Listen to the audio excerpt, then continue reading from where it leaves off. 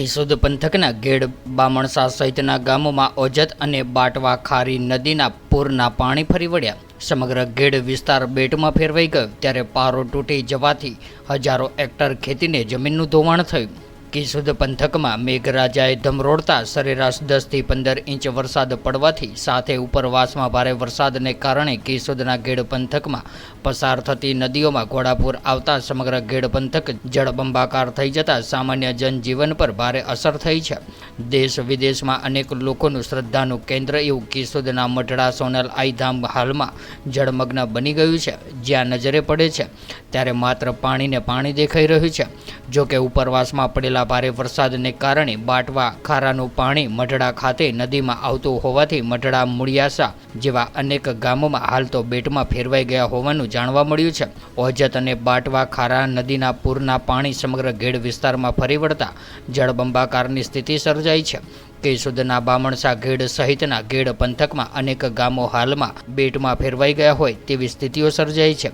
તો બીજી તરફ ગઈકાલે આવેલા ઓજત અને બાટવા ખારા નદીના પૂરના કારણે ખેડૂતોના ખેતરોનો પારો તૂટી જતા હજારો હેક્ટર ખેતીની જમીનનું ધોવાણ થયું હતું। અને બીજી તરફ જૂનાગઢ જિલ્લાના આ ગેડ પંથકમાં દર વર્ષે આવી રીતના જ પૂર પાણી ફરી વળે છે અને ખેડૂતોના પારાઓ તૂટી જવાની ઘટનાઓ સામે આવતી હોય છે। તેમ છતાં પણ આજ દિન સુધી આનો કોઈ પણ ઉકેલ કે નિવારણ રાજકીય રીતે ચૂંટાયેલા લોકો લાવતા નથી। તેને પરિણામે ખેડૂતોને દર વર્ષે જમીનના ધોવાણને લઈને લાખો રૂપિયાનું નુકસાન થાય છે। તો બીજી તરફ છેલ્લા 15 થી 20 કલાકમાં પડેલા ભારે વરસાદને લઈને હાલમાં બામણસા સહિતના કેશોદ તાલુકાના ગેડ પંથકમાં જળબંબાકાર જેવી સ્થિતિનું નિર્માણ થયું છે અને નદીઓમાં આવેલા ઘોડાપૂરથી ખેડૂતોની હજારો હેક્ટર જમીનનું ધોવાણ થયું છે। ત્યારે આ બાબતે સરકાર ક્યારે જાગશે તેવા સવાલો ગેડ પંથકના ખેડૂતો ઉઠાવી રહ્યા છે।